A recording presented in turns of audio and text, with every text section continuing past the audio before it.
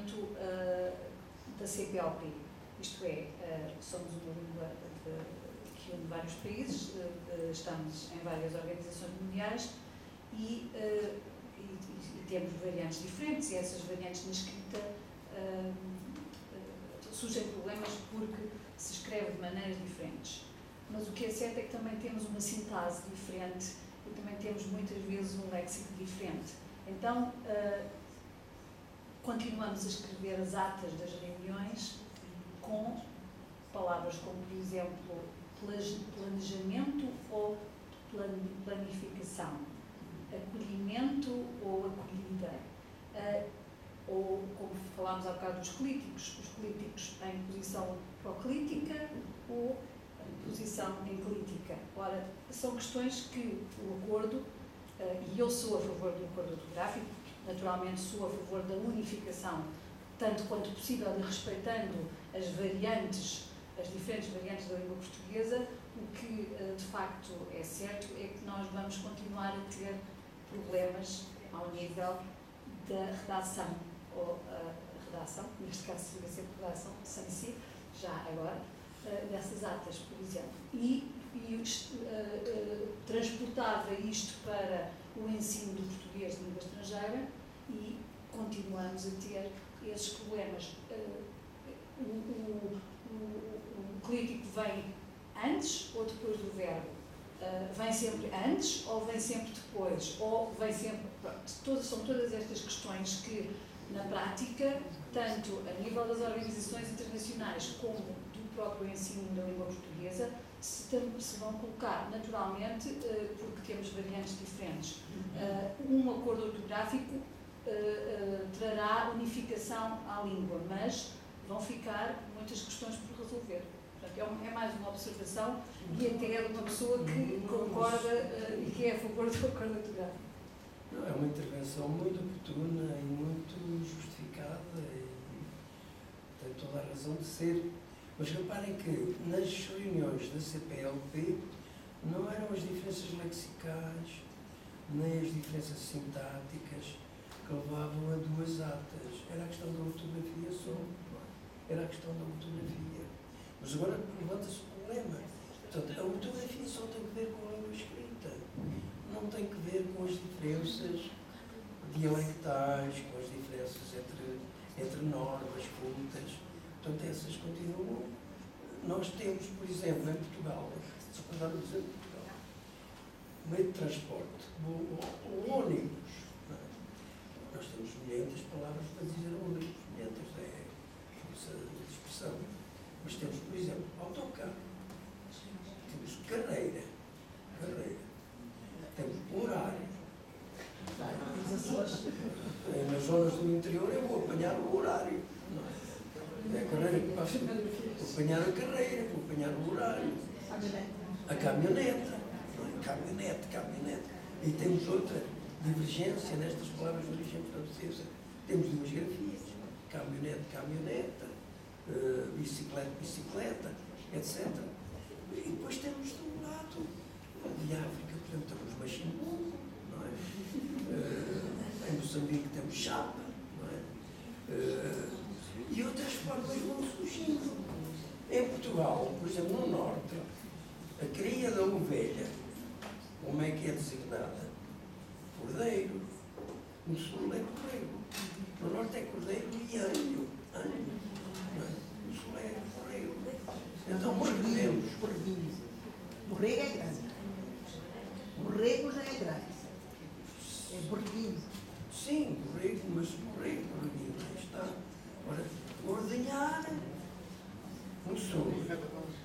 Mugir no Norte. Sei lá, há tantas diferenças.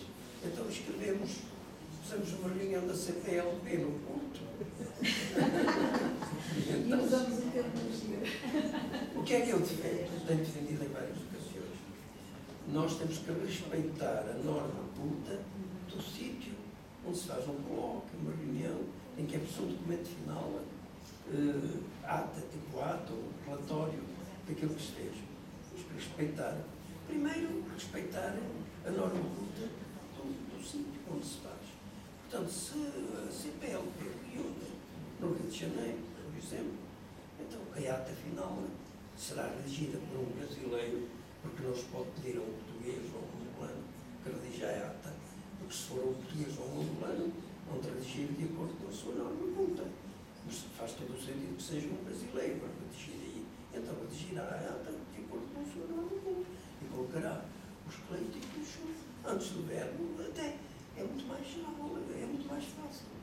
Primeiro, o português do Brasil coloca os cleiticos sempre antes do verbo. Não, mas umas vezes colocamos antes, outras vezes colocamos depois. Não é? Portanto, mas colocamos mais antes do que depois. Não é? Portanto,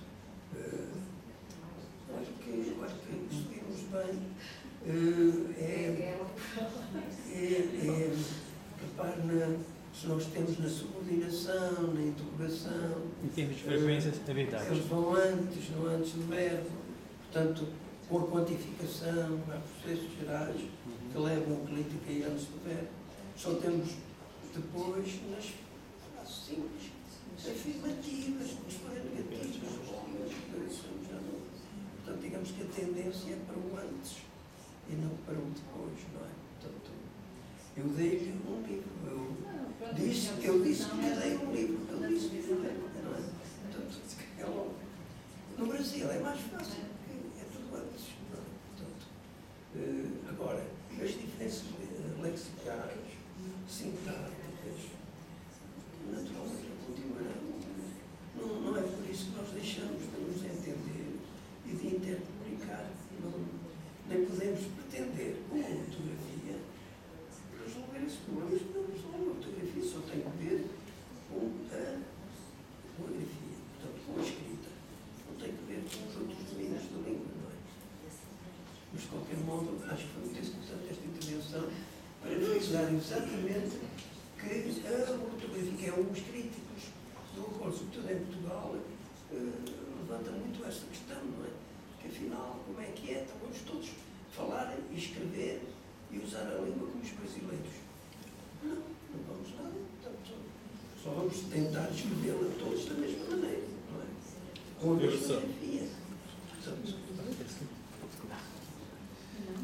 não sei se há ainda mais alguma questão. Por favor, só para terminar esse assunto aqui, eu gostaria realmente de colocar a posição de que só a ortografia é regida por lei, mais nada na língua pode ser regido por lei. Portanto, cada lugar pertence ao seu usuário. Então, é o social que rege, não mais lei. Por isso mesmo é que não dá para você unificar a forma de se escrever o português de Angola com o do Brasil e de Portugal, e aí vai. Nem a necessidade. Não mesmo. O meu argumento, eu só queria tornar claro que o meu argumento não era para a unificação sintática, foi só uma observação no sentido de dizer que, sim, então precisamos de um acordo ortográfico, mas é certo que mantemos as diferenças sintáticas e as diferenças lexicais. Eu não propus nenhuma. Não, que isso fique claro. E eu levantou uma questão que é importante do ponto de vista didático, do ponto de vista do ensino da língua. Eu acho que quando se aprende uma língua, nós temos que nos subordinar a uma norma. Não podemos misturar as normas, senão dá uma confusão. Portanto, temos que nos subordinar a uma norma. E não me repugna nada que um aprendente estrangeiro de português aprenda duas ou mais normas. Eu tinha um professor bem conhecido, muitos, o Dr. Paulo Tessier. No Brasil, era brasileiro. Em Portugal era português. Não é? Portanto, falava, segundo a norma lusitana do português, falava segundo a norma brasileira do português. Não é? Portanto, não confundia, distinguia muito bem. Portanto, é perfeitamente possível, enfim, aprender claramente uma norma e outra. Não é? Mas, pronto, é